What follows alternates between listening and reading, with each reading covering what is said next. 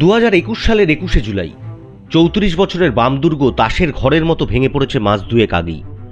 পশ্চিমবঙ্গে নতুন সরকার গড়ে ব্রিগেডের শহীদ দিবস পালন করেছিলেন মমতা বন্দ্যোপাধ্যায়। সেই মঞ্চেই তৃণমূলের রাজনীতিতে অভিষেক হয় আর এক বন্দ্যোপাধ্যায়ের। 24 বছরের তরুণ নেতা অভিষেককে সেদিন সকলে মমতার ভ্রাতুষ্পুত্র হিসেবেই চিনতেন।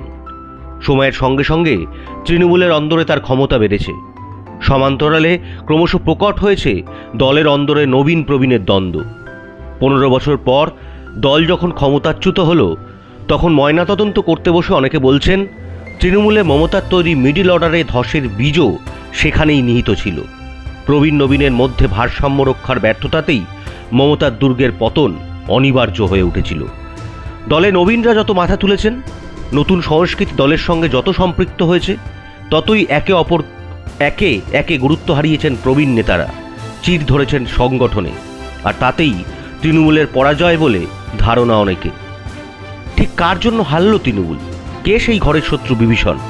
আজ এই প্রতিবেদনেই আমরা আপনাদের জানাবো তার নাম।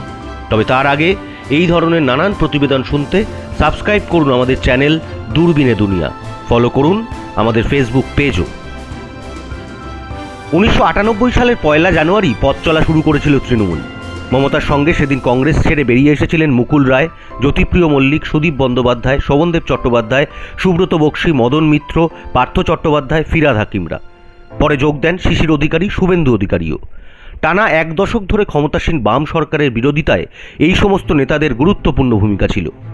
তৃণমূল ক্ষমতায় আসার পরেও তারা দাপটের সঙ্গে রাজনীতি করেছেন, দলে এবং সরকারে গুরুত্বপূর্ণ পদ সামলেছেন। মমতার অধীনে এরাই তৃণমূলের সেই শক্তিশালী মিডল অর্ডার, যাদের ব্যাটে ভর করে অতীতে একের পর এক বাউন্ডারির বাইরে পাঠিয়েছেন তৃণমূল নেত্রী। 2026 সালে এসে তৃণমূলের মুখ থুবড়ে পড়ার নেপথ্যেও রয়েছে সেই মিডল অর্ডারের অপ্রাসঙ্গিকতা। প্রবীণ নেতাদের কেউ দল ছেড়েছেন, নতুনদের সঙ্গে তাল মেলাতে না পেরে ক্রমশ অপ্রাসঙ্গিক হয়ে পড়েছেন কেউ কেউ। কোনো নেতা নতুনদের সঙ্গে সমঝোতায় অস্তিত্ব টিকিয়ে রেখেছেন বটে, তবে দলে তাদের গুরুত্ব কমে গিয়েছে অনেকটাই। মমতা যে রাজনীতি করতেন তাতে কর্পোরেট সংস্কৃতির বদলে ছিল খোলা হাওয়া। মুড়ি তেলে ভাজার দল থেকে তৃণমূল ক্রমশ ফিশ ফ্রাই দল হয়ে ওঠে। ফলে সেই মুড়ি তেলে ভাজার নেতারাও ক্রমশ কোণঠাসা হয়ে পড়েছিলেন দলে। ক্রমে তারা দলের অন্দরে ক্ষমতাহীন হয়ে পড়েছিলেন। সেই সঙ্গে পতন হয়েছিল তৃণমূলের মিডিল অর্ডারের। তার একমাত্র কারণ অভিষেক বন্দ্যোপাধ্যায়ের বেলাগাম উত্থান। প্রথম থেকে লড়াইয়ে সঙ্গ দিয়েছেন যারা, মমতা বরাবর দলের অন্দরে তাদের গুরুত্ব দিতেন। তৃণমূল গড়ে ওঠার পর অধিকাংশ জেলায় তাদেরই তিনি জেলা সভাপতি করেছিলেন, যারা মমতা যুব কংগ্রেস সভাপতি থাকাকালীন জেলায় কংগ্রেসের যুব সভাপতি ছিলেন। উদাহরণ হিসেবে হাওড়ায় অরূপ রায়, কোচবিহারে রবীন্দ্রনাথ ঘোষ, হুগলিতে আকবর আলী খন্দকার, উত্তর 24 পরগনায় জ্যোতিপ্রিয় মল্লিকদের কথা বলা যায়। কলকাতায় যুব কংগ্রেস নেতা হিসেবে ফিরহাদ মদনরাও সমান গুরুত্ব পেয়েছিলেন। পরবর্তীকালে পশ্চিমবঙ্গে ক্ষমতায় আসার পর দীর্ঘ সময় এদেরই দাপট ছিল। মমতার ঘনিষ্ঠ এই বৃত্তই সরকার চালিয়েছে। কিন্তু 2016-17 সাল থেকে তাদের অনেকের গুরুত্ব ধীরে ধীরে কমে আসে।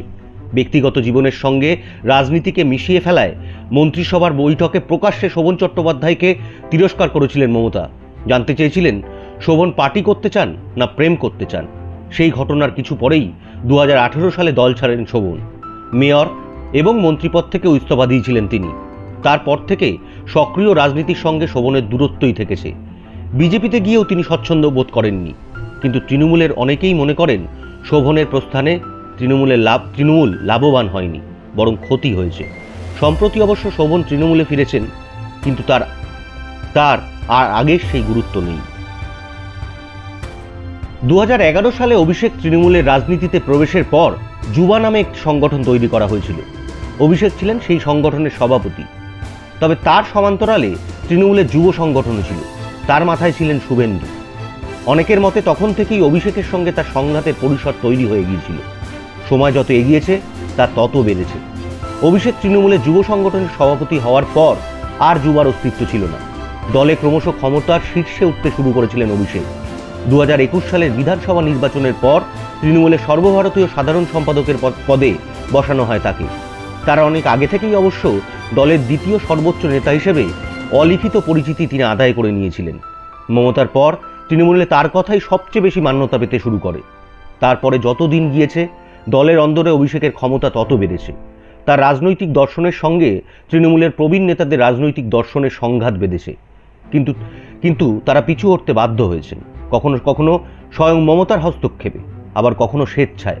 কিন্তু দলের অন্দরে অভিষেকের উত্থান অব্যাহত থেকেছে, কারণ অভিষেক যেভাবে দল পরিচালনা করেছেন, যেভাবে তিনি নির্বাচনে বিশেষ দায়িত্ব নিয়েছেন, তাতে একের পর এক ভোটে তৃণমূল জিতেছে, কঠিন ভোটেও দল উতরে গিয়েছে। কিন্তু এবার আর হলো না। অভিষেকের নেতৃত্বেই, বা বলা ভালো অভিষেকের কারণেই মুখ থুবড়ে পড়ল তৃণমূল। এ প্রসঙ্গে বলে রাখা যাক, তৃণমূলের সংগঠনকে প্রথম থেকে শক্ত হাতে ধরে রাখার কাজটা করতেন মুকুল রায়। তিনি সংগঠনের নারী নক্ষত্র জানতেন। মমতা সরকার চালাতেন আর মুকুল দল চালাতেন।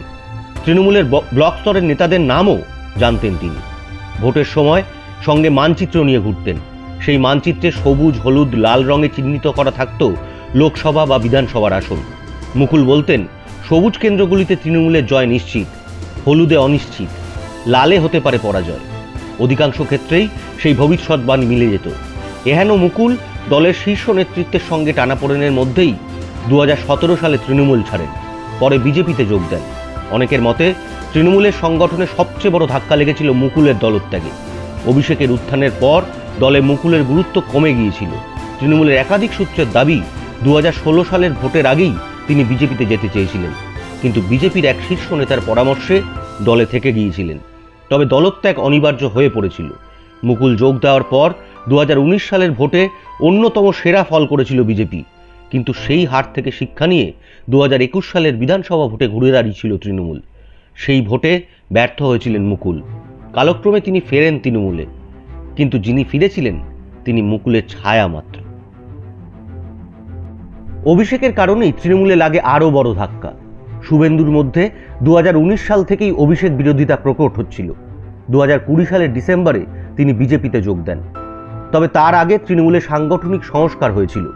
2019 সালে লোকসভা নির্বাচনের পরে তৃণমূলের সঙ্গে পরামর্শদাতা সংস্থা হিসেবে যুক্ত হয় আইপ্যাক। এরপর দলের জেলাওয়ারি পর্যবেক্ষক পদ তুলে দেওয়া হয়। হুগলি, পূর্ব বর্ধমানে ফিরাদ, জলপাইগুড়ি, দার্জিলিংয়ে অরূপ বিশ্বাসরা ওই পদে ছিলেন। তার নিজের জেলা পূর্ব মেদিনীপুর ছাড়াও শুভেন্দু পর্যবেক্ষক ছিলেন মালদহ, মুর্শিদাবাদ এবং উত্তর দিনাজপুরে। ওই পদ তুলে দেওয়ায় দলের অন্দরে চাপা ক্ষোভ তৈরি হয়েছিল। অনেকে মনে করেছিলেন মমতাকে ঘিরে থাকা বৃত্তের কাজের পরিসর গুটিয়ে যাচ্ছে এই পদ তোলার ফলে, ক্ষমতা কেন্দ্রীভূত করা হচ্ছে। যদিও অভিষেকের বক্তব্য ছিল শুভেন্দুর মতিগতি বুঝেই ওই পদক্ষেপ করা হয়। পরে তা ঠিকও প্রমাণিত হয়েছিল অবশ্য। তৃণমূলে অভিষেকের সাংগঠনিক ক্ষমতা বৃদ্ধির সমান্তরালে ডালপালা মেলছিল আইপ্যাক। সংগঠনে ক্রমে মাথা তুলছিল কর্পোরেট ঘরানা। তবে আইপ্যাককে গোড়ার দিকে অনেকেই মেনে নিতে পারেননি। তবে সময়ের সঙ্গে পরে তাদের অনেককেই সেই নতুন সংস্কৃতির সঙ্গে সম্পৃক্ত হতে হয়েছে। যারা পারেননি তাদের ছিটকে যেতে হয়েছে। গোড়ার দিকে যারা আইপ্যাকের বিরোধী ছিলেন, পরে তারাও ওই সংস্থাকে আপন করে নিয়েছিলেন, কিন্তু তা বাধ্য হয়েই। মদন মিত্র থেকে শুরু করে শিক্ষক নিয়োগ দুর্নীতিতে ডুবে যাওয়া পার্থ চট্টোপাধ্যায়, মমতার চোখের সামনেই হু হু করে উইকেট পড়েছে। অভিষেকের নেতৃত্ব সেই শূন্যস্থান পূরণ করতে পারেনি। নতুন তৃণমূলে নতুন কোনো মিডিল অর্ডার গড়ে উঠতে পারেনি, বরং শুভেন্দু দল থেকে বেরিয়ে বিজেপিকে শক্তিশালী করেছেন। ভোটের লড়াইয়ে খোদ মমতাকেও হারিয়ে দিয়েছেন নন্দীগ্রামে। শোভন তৃণমূলে ফিরলেও প্রাসঙ্গিকতা হারিয়েছেন, গুরুত্ব কমে গিয়েছে মদনের। রাজ্য সভাপতি পদে থাকলেও সুব্রত বক্সী আগের চেয়ে ছিলেন যৌথগু। গরু পাচার মামলায় নাম জানানোর পর থেকে বীরভূমে ধারাবাহিকভাবে দাপট কমেছে অনুব্রত মণ্ডলের। শোভনদেব, অরূপ, ববিরা টিকেছিলেন শেষ পর্যন্ত, কিন্তু মমতার সঙ্গে যে বোঝাপড়া নিয়ে তারা আগে কাজ করতেন, সেই দাপট দীর্ঘদিন দেখা যায়নি। ছোট বড় কিছু ক্ষত তৃণমূলকে ধীরে ধীরে পতনের দিকে এগিয়ে দিয়েছে। লক্ষ্মীর ভাণ্ডার বা যুবসাথীর মতো প্রকল্প মানুষকে আকৃষ্ট করলেও সংগঠনের সেই ক্ষতে প্রলেপ দিতে পারেনি। দলের অনেকে মনে করেন অভিষেকের কারণে মমতার মিডিল অর্ডার ভেঙে পড়ায় পুরো ব্যাটিং অর্ডারই রক্তশূন্য হয়ে পড়েছিল। ম্যাচ হেরে তারই খেসারত দিতে হলো তৃণমূলকে। প্রাক্তন মুখ্যমন্ত্রী হয়ে গেলেন মমতা বন্দ্যোপাধ্যায়। এমনই নানা প্রতিবেদন আপনাদের সামনে তুলে ধরবো আমরা। তবে তার আগে সাবস্ক্রাইব করে রাখুন আমাদের চ্যানেল দূরবীনে দুনিয়া। ফলো করুন আমাদের ফেসবুক পেজও।